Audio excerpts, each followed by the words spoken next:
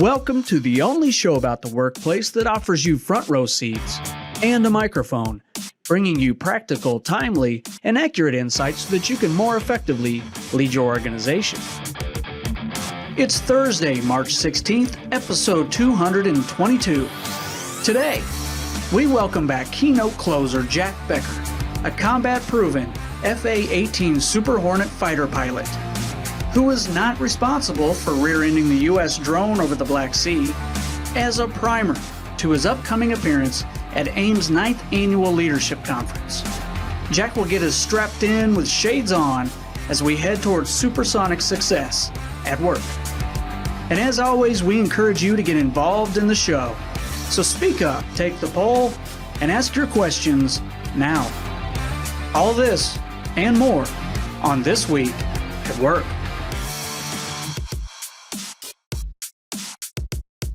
All right, great to have all of you with us once again. As always, Burt is by my side, wingman Burt Garland. How are you doing today, Burt? I'm doing well, Phil. Happy to be your wingman anytime. All right. You like how I kind of build that into the program since we got Jack Becker on the program, you know, decorated combat fighter pilot, wingman. I mean, I'm pretty clever here this morning. All right, let's get going. Burt, quick question while this new news and noise about banks collapsing. Any concerns that you had? You have more than 250,000 with them. You only deal in cash. Where do you stand on this as you are hearing all this news? Well, now, without boys, commenting. careful. Whoa. Who is that? Is that Monique? What are you doing back here again? Bert, before you answer that question with something like, I only deal in dollar bills, or FDIC stands for a dollar I can. Use caution on this topic. Everybody, it's our old friend, our artificial intelligence friend, Monique. And Monique, I appreciate your concern, but I wasn't going to say anything like that. I have search engine crawler friends who are casing the joint looking for conversations that may lead to further runs on banking institutions. All right, I think that's enough. Thank you, Monique. We'll just continue to move on. Phil? All right. Don't say I didn't Monique. warn yet. Goodbye, Monique. All right. I don't know that we can stop her from breaking in with her artificial intelligence, but we appreciate Monique keeping us in line. All right, let's move on. We are excited to welcome back Jack Becker. He has a fantastic message. He is going to be our keynote speaker at our 9th Annual Leadership Conference. He's already been on the program once, so this is his flyby.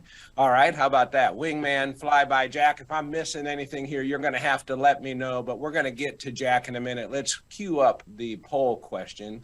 So we're going to have a little bit of fun with this first question. It's going to be a word cloud question, so you just type in your answer, and we'll put them all together for you. Here's the first question. When you hear process improvement, what is the first word that comes to mind? So you just type it in and we will do the rest of the work with a little bit of artificial intelligence. And then our second question is, what obstacles have you faced when implementing process improvement in the past? And we have a series of options for you to select from. And as always, we appreciate your comments because that helps the conversation along. We're going to invite Jack to comment on some of the responses that we get as well. But first, we're going to move to Lawyer on the Clock. Nick?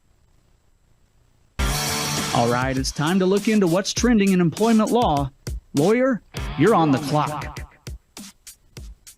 All right, so as usual, we've got a lot going on, and we're going to start out west with our favorite state of California, the Republic of California. Keeping our eye on things out there. There's been, as everybody knows who's been listening to the program, a long-running dispute between Uber and other gig economy companies to treat the California drivers as independent contractors out there. And I think at this point, there's a case that's going to be headed to the California State Supreme Court, despite a recent significant legal win for the gig economy technology companies at the state appellate court. There was a divided ruling handed down Monday that largely backed a voter-approved initiative that a coalition of gig companies had really supported, that really sets the stage for another round of judicial review that will determine the job status of hundreds of thousands of California app-based drivers. The high stakes fight over the measure, which is known as Proposition 22, really has some significant financial implications for gig companies, because classifying drivers who transport passengers and deliver food as employees would put them on the hook, would put the companies on the hook for millions in unpaid wages, taxes, and other benefits for drivers, and really upend the gig economy's entire business model. So why am I talking about this? Again, happening out in California, and we're here mainly in Missouri, Illinois, and Indiana. Well, because remember I told you about two and a half weeks ago, President Biden nominated Julie Su for the Secretary of the Department of Labor.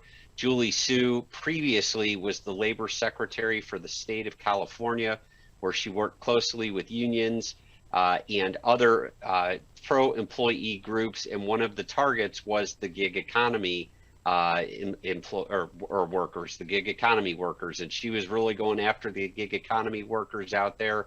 In this court decision upholding the ban that was Proposition 22, which allows the gig economy companies to continue classifying their workers as gig employees, as independent contractors. I think that you're going to see that fight giving some guidance as to what may be happening on a national level. So as always, we keep our eye on what's going out in the Republic of California out there to see what may be impacting us here in the Midwest. So Burt, in this process, so I get the government's position, they want more taxes, right? I get the union's position and what they're doing. Are we hearing anything at all in any of the information you're running across, because I'm not hearing it, where the gig employee or the gig worker is complaining, unhappy, wants it to be different? I mean, that's kind of why they like what they're doing, is the flexibility and freedom to work as they choose, when they choose. As with anything else in this country these days, Phil, some like it and some don't. Some would rather have employee benefits and paid overtime. I think it's going to be one of those situations, kind of be careful what you wish for. There are a lot of people who work for gig economy companies that, again, would want those benefits and those protections under law. And a lot of those people happen to be bankrolled by special interest groups who are looking for the right case to take up to the court systems to try to establish that they are employees and not not independent contractors. Okay. Well, we'll be careful what we say, because we know Monique is listening and always going to correct us. So we're being careful here, Monique, and we're walking the middle line. All right. Phil, why encourage her? Okay. Yeah, I mean, seriously, just quit. All right. All right. Moving on, lawyer on the clock. So another one I've got for you is paid time off. This is a decision out of the Third Circuit. We are in the Eighth Circuit Court of Appeals over here in Missouri. Illinois in Indiana are in the Seventh Circuit Court of Appeals. This was a decision out of the Third Circuit Court of Appeals, where the court decided in an issue of what they called an issue of first impression, that the term salary is used in the FLSA does not include fringe benefits like PTO. And the significance in this case is that an employer had docked an employee's accrued paid time off for failing to meet productivity targets. And the court said that is legal, not, notice I did not say that illegal. That does surprise me. It is legal, because PTO is not part of an employee's salary under the Fair Labor Standards Act. So we all know, we've been talking about the FLSA a lot on the program the last few weeks. We all know that there are limitations on an employer's ability to dock the salary of an employee, of an exempt employee's salary, because if they do that, they could jeopardize the exemption and the employee could be reclassified as a non-exempt employee, meaning the employee would be entitled to minimum wage and overtime. The Third Circuit here, again, I want to make it very clear, saying that an employer is allowed to dock the PTO because that is not part of the employee's salary. All right. Well, that's going to be an interesting ruling. I got a bunch of questions that come to mind. We'll save those questions for another day, but let me queue them up for you. Right? Questions like, are we talking about what if it's accrued, it's on the books, and it's owed to me by policy? And I know you're going to talk about the Illinois law, and you're going to tell us about their mandatory time off. And is this the same or different? And maybe you can answer that one a little bit, but I'm sure our listeners are going to have questions centered around this one. Yep. So let's move on. You mentioned the Illinois law. We talked about this on the program previously after the Illinois legislature passed it a couple months ago, but yesterday, right across the river from us, Phil, Governor Pritzker signed into law the Illinois Paid Leave for All Workers Act, which will allow most Illinois employees up to 40 hours of paid leave per year for any purpose. This will start on January 1, 2024. So we've got a year, or really about 9 months, to get prepared for this. Almost all private employers under this Illinois law are considered to be employers under this act and will have to comply with it. School district and park districts are generally excluded from it. Almost all employees working for these private employers are considered to be employees covered by this act. There's some exclusions for part-time students, workers at a college or university, short-term employees of an institution of higher education, and a few other exclusions. But by and large, every Illinois employee is going to be subject to this law. And under this law, employees accrue 1 hour of paid leave for every 40 hours worked, and up to 40 hours of paid leave in a 12-month period, or a pro rata amount for part-time employees. And the first 12-month accrual period begins next January 1, 2024. And the meat of the law really is this: employees can begin taking paid leave 90 days after hire, or on March 31, 2024, whichever's later. Paid leave may be taken by an employee for any reason of the employee's choosing. And then here's also an important one: employees do not need to provide their employer with a reason for the leave, and cannot be required to provide documentation supporting the need for leave. The employee can choose paid leave prior to using other forms of leave provided by their employer or required by law, and the employer can designate a minimum increment for use of the leave, so long as the minimum increment does not exceed 2 hours. And so what this looks like to me is a free-for-all for 40 hours that can be used intermittently by employees, largely without notice. The employer can institute reasonable notice requirements for employees seeking to take the leave if it's foreseeable. If the leave is not foreseeable, the employer can require the employee to provide notice as soon as practicable. Again, I see this as being 1 week of free-for-all intermittent FMLA need without the need to support it. So Illinois employers, good luck trying to manage this one. We will be here to guide you through this. Absolutely. Stay tuned. Some people would say, Burt, this is all just continuous improvement. You know, these are just things of continuous improvement, and don't fight it, embrace it. Yes, exactly. Some would say that, Phil. Yeah. All right. Anything else, lawyer? Yeah, I've got one more for you. That there was a court in North Carolina that upheld an employee's termination because she failed a drug test. Now, interestingly, we've been talking a lot about drugs on this program in light of Missouri's new, relatively new recreational marijuana law.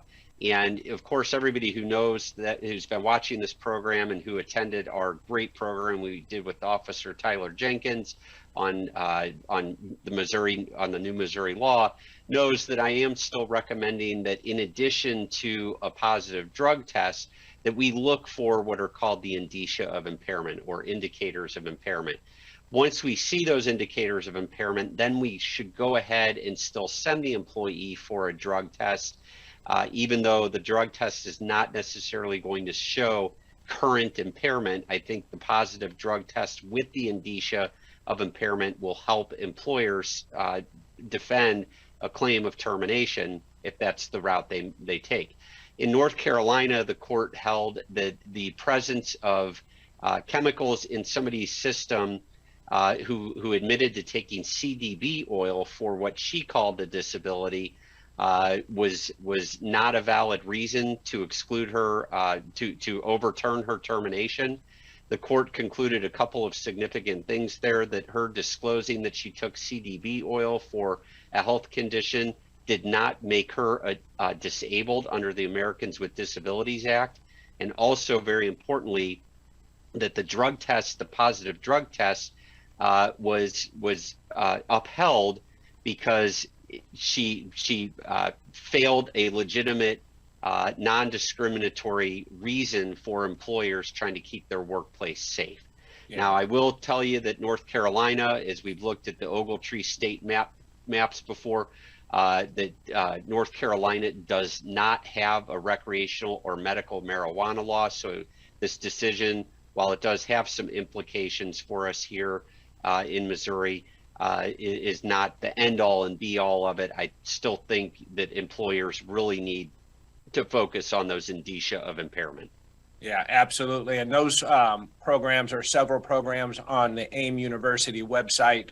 If you missed those programs, that you can purchase on demand, as well as we have an investigation program coming up at the end of this month that Burt and I will be performing, and we will cover investigating impairment in the workplace and providing some good resources for that as well. And you can find that online at on the AIM website. All right, Burt, I'm going to give you a chance to take a look at a couple of these comments coming in, particularly from Dave Forsey. I don't know if you can, he's asking, you know, will this apply to your typical existing vacation PTO plans for the new law in Illinois? I think the answer is yes, it would apply. And I think this is a time when you have to sit down and consider your business plans, or what your policy is with the new law, and decide what, if any, changes need to be made to comply and or to manage in a way that is affordable to you in the business. Yeah, I mean, realistically, what this means is most employers are going to re-examine the leave that they're already offering to employees, the paid time off, vacation, sick time.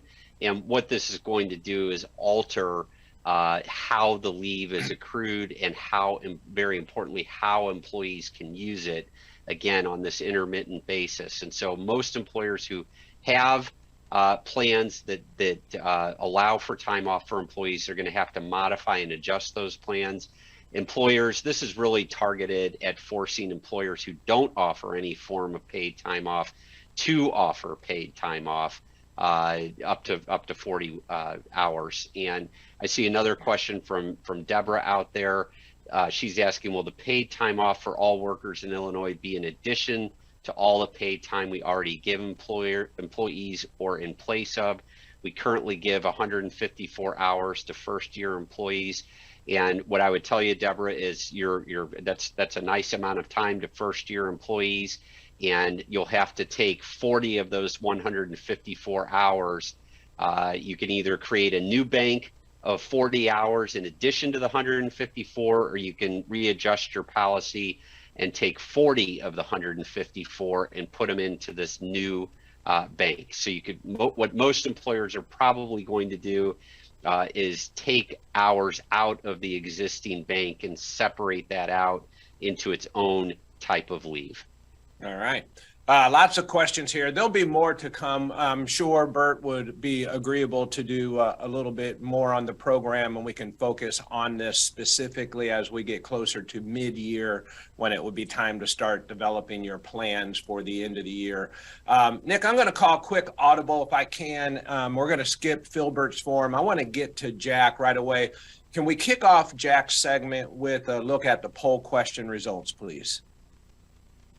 So the question was, when you hear process improvement, what is the first word that comes to mind? Jack, welcome to the program. You can see some of the comments here that come to mind, and we're happy to have you back and looking forward to having you at the Leadership Conference. I know you're going to do a great job. You're spending the day with us, and I hear you're even visiting one of our members that is in the aircraft manufacturing business. Essex here in town. They're a very historical business for us in the city, and they do a great job and been a longtime member of ours. But Jack, when you see these comments, anything that comes to mind? Efficiency seems to be the big consistent one single word comment. I love that. And that's going to ring true, I think, for my whole keynote that I'm going to bring to the conference this May. One of the things that I love focusing on in the debrief with the hundreds of organizations and corporations that I've trained for the past 14 years is seeing that they see that it brings a true bit of transparency and buy-in from all the employees.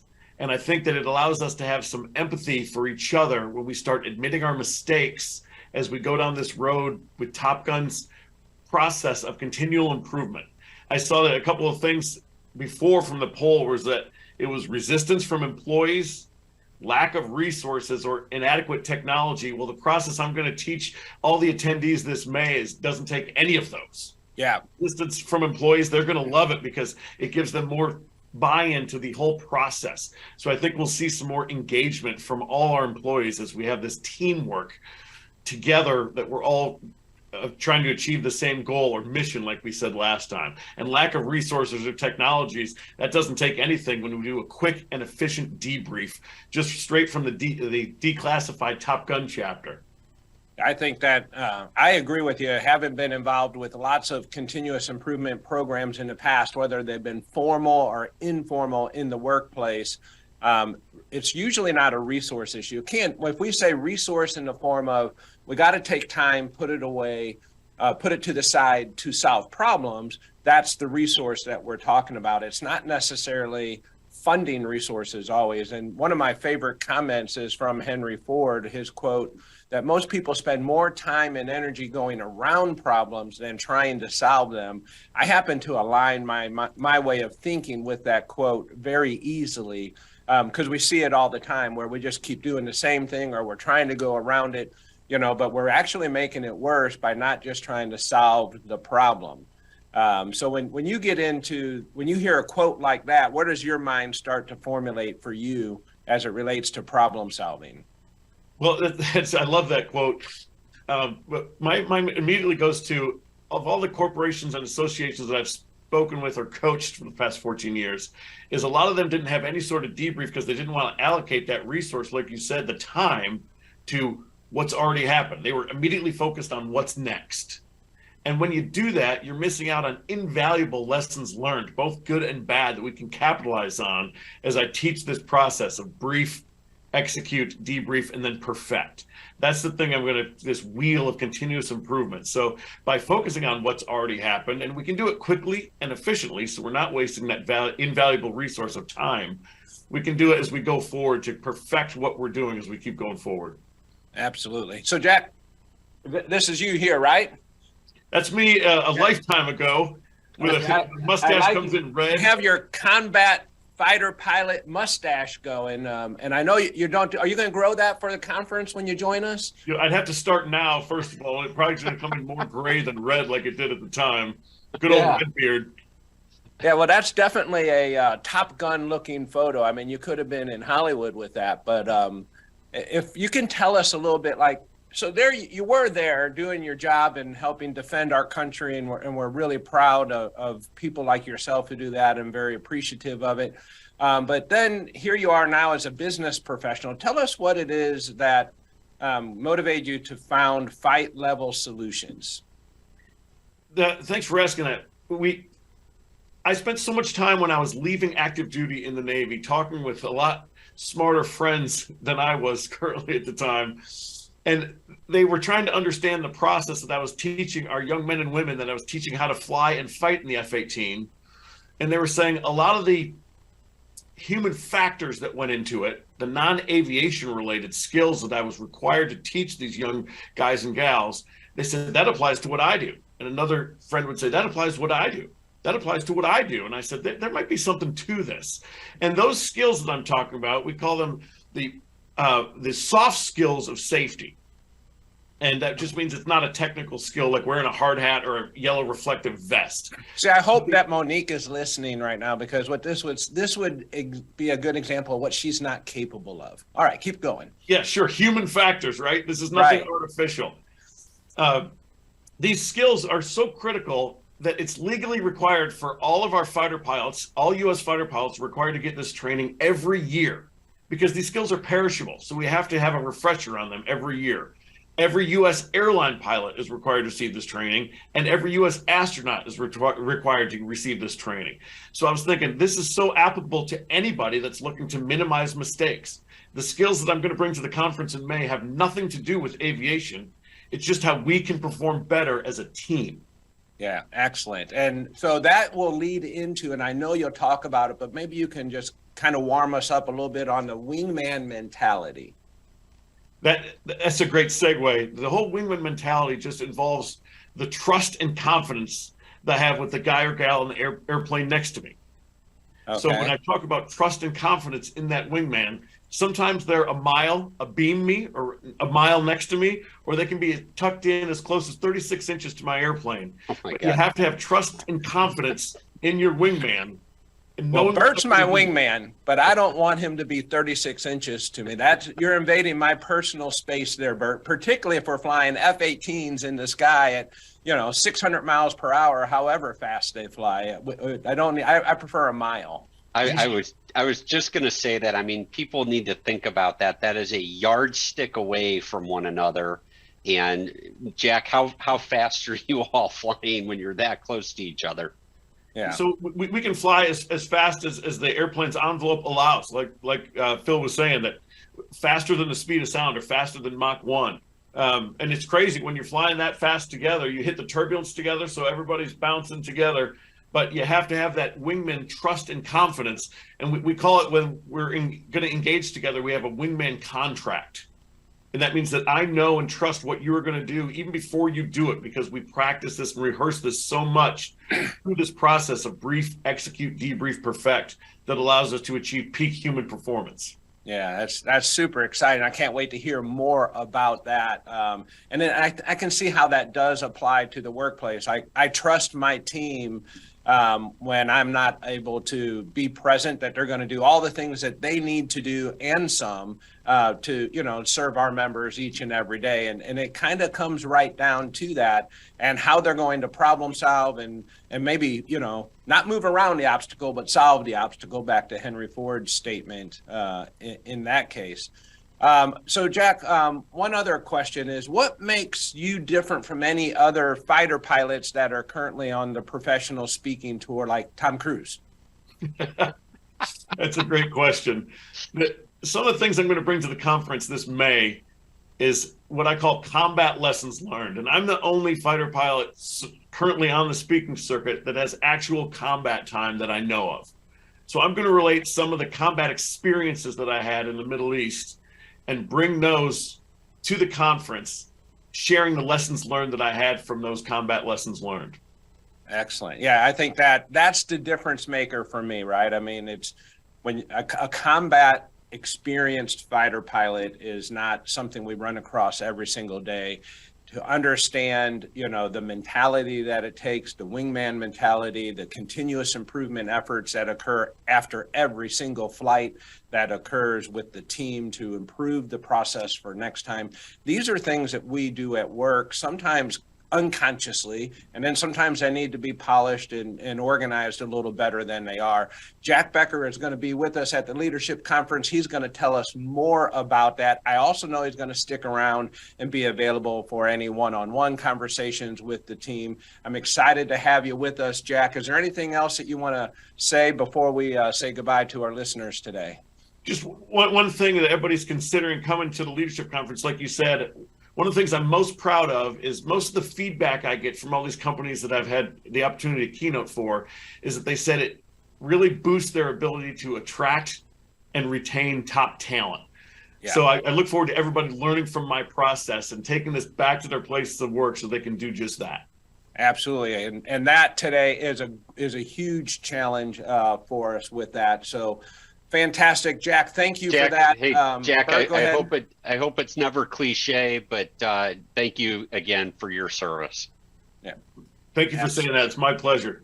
Yeah, absolutely. All right. Well, Jack, we'll see you in May, and we'll see our listeners back here next week at 7:30 Central Time. Thank you for joining. Bye-bye. Thanks, Phil. Thank you once again for tuning in to This Week at Work. If you enjoy the show, please share it with your colleagues. Forward our invites. Share the link, aimea.org/This Week at Work, or follow or subscribe wherever you get your news and entertainment, like LinkedIn, YouTube, Spotify, Apple Podcasts. We're everywhere you are. And you can be part of the show. Send your questions and comments anytime to info@thisweek.work. We'll see you next week, 7:30 a.m. Central Time, when we discuss what's happening this week at work.